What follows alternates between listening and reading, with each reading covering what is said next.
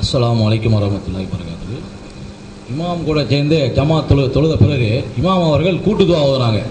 இந்த கூட்டு துவாவில் சரியா அப்படிங்கிற சந்தேகம் பல பேர்ட்ட இருக்குது. அதுக்கு இமாம் அவர்கள் விளக்கம் தரும்படி கேட்டுக்கொள்ளுங்க. அஸ்ஸலாமு அலைக்கும். அன்பானவர்களே, நம்ம ஒவ்வொரு தொழுகைக்கும் பார்க்குறோம். தொழுகை முடிஞ்ச உடனே இமாம் துவா ஓதுவாங்க, நம்ம எல்லாம் ஆமீன்னு சொல்லுவோம்.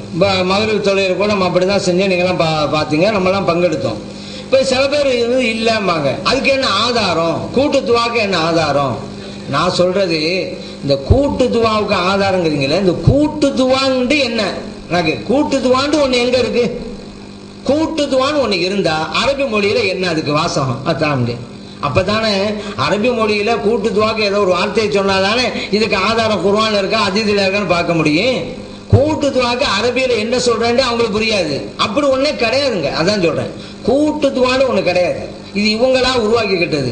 இல்லாத ஒண்ணு உருவாக்கிக்கிட்ட ஆதாரம் கேட்கலாமா? இல்லாத ஒரு ஊருக்கு போய் ஒரு ஆள் வழி கேட்டாராம், அந்த நிலைமையில இருக்குது. இல்லாத ஊருக்கு ஒரு ஆள் வழி சொன்னாராம், அந்த மாதிரில இருக்குது. அது ஒண்ணுமே வச்சு வர வழி கேட்க முடியாது, வழி சொல்ல முடியாது, ஒண்ணுமே இல்லை. அந்த மாதிரிதான் கூட்டுதுவாங்கிறது. கூட்டுதுவா அப்படிங்கறதெல்லாம் ஒண்ணு கிடையாதுங்க நம்ம மார்க்கத்துல. அப்படி இருந்தா அதுக்கு வார்த்தையை சொல்லட்டும், கூட்டுதாக்கு இதான் அரபி வாசம்னு சொல்லட்டும். அப்ப அதுல ஆதார் இருக்கான்னு பார்க்கலாம். இல்லாதவனுக்கு ஆதாரம் கேட்டுட்டு இருக்கிறாங்க.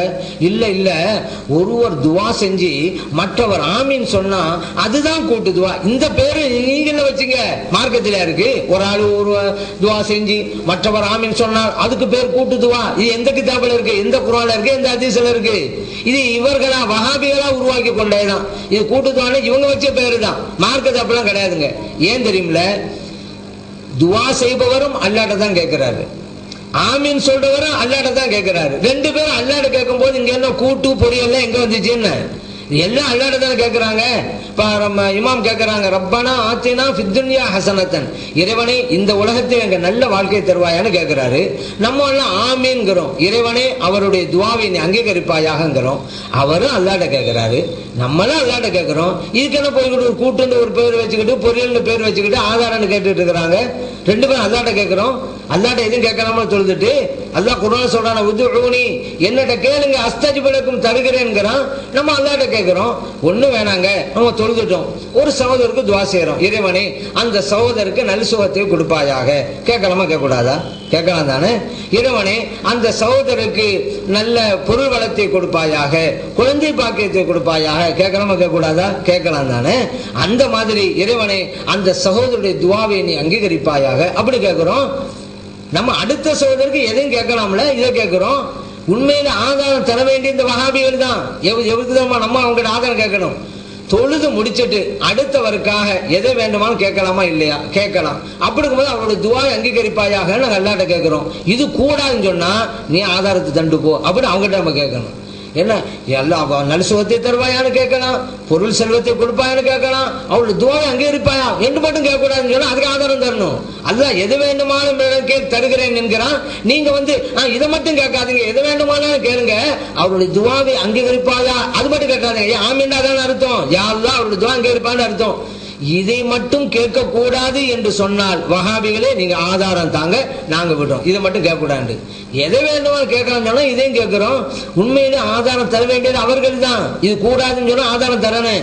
நம்மகிட்ட போய் ஆதாரம் கேட்டுட்டு இருக்கா? கூட்டு துவாங்க ஆதாரம் தான். கூட்டு துவாங்க ஒண்ணு கிடையாது.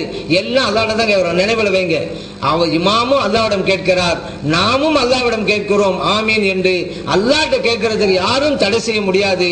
இன்னொன்னு, இப்படி ஒரு நடைமுறையும் இருந்திருக்கிறது என்பதுதான் உண்மை. நபி நாம் ஸல்லல்லாஹு அலைஹி வஸல்லம் சொல்றாங்க, லா யஜ்தமியு மலவுன், ஒரு இடத்துல ஒரு கூட்டம் ஒன்று கூடி ஃபயதுஉ பாதுஹும், அவர்கள் ஒருவர் துஆ செய்ய, வயமினுல் ஆகர், மற்றவர்கள் ஆமீன் சொன்னால் இல்லா அஜாபஹுமுல்லாஹ், அந்த துஆவை அல்லாஹ் தஆலா அங்கீகரிக்கிறான்.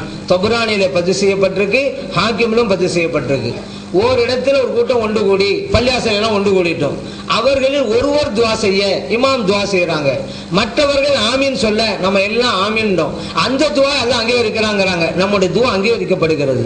இந்த ஹதீஸை ஒரு நாளைக்கு குறைந்தபட்சம் 5 தடவை அமல் செய்யறோம். ஏன் 5 தடவை நடத்துறதுல பள்ளியாசல்ல, அதுக்கு மேலேயும் நடக்கும், இங்கேயும் நடக்கும். இப்ப இங்கேயும் ஒரு கூட்டம் முடிஞ்ச உடனே உங்க துவா ஓதுவாங்க, கூட்டம் நடக்கும். வீட்டிலையும் நம்ம ஃபாத்தியா ஓதுவோம், துவா அங்கேயும் நடக்கும். குறைந்தபட்சம் 5 தடவைகள் அமுல்படுத்துகிறோம் இந்த ஹதீஸை. அதனால ஒருவர் துவா செஞ்சு மற்றும் ஆமீன் சொல்வதும் இருந்திருக்கிறது. அதனால கூட்டு பொரியல்லாம் இவங்க வச்ச பேரு, கூட்டு துவாங்கிறது ஒண்ணு கிடையாது. நம்ம எல்லாம் அல்லாட்ட தான் கேட்கிறோம். அல்லாட்ட கேட்க கூடாது என்று இவர்கள் சொன்னால் அதுக்கு ஆதாரம் தரட்டும். ஆமீன் என்று சொல்லக்கூடாதுன்னு சொன்னா அவருடைய துவாவை அங்கீகரிப்பாயாக என்று சொல்லாதீர்கள் அர்த்தம். அப்படி சொல்லக்கூடாதுன்னு சொன்னா ஆதாரம் தரட்டும். அப்படி இல்லாம அது கூடாது இது கூடாது என்று கடைசியில் துவாவையே இல்லாமல் ஆக்குவதற்கு சில முயற்சி பண்றாங்க. அதுக்கு நம்ம பலியாகி விடக்கூடாது.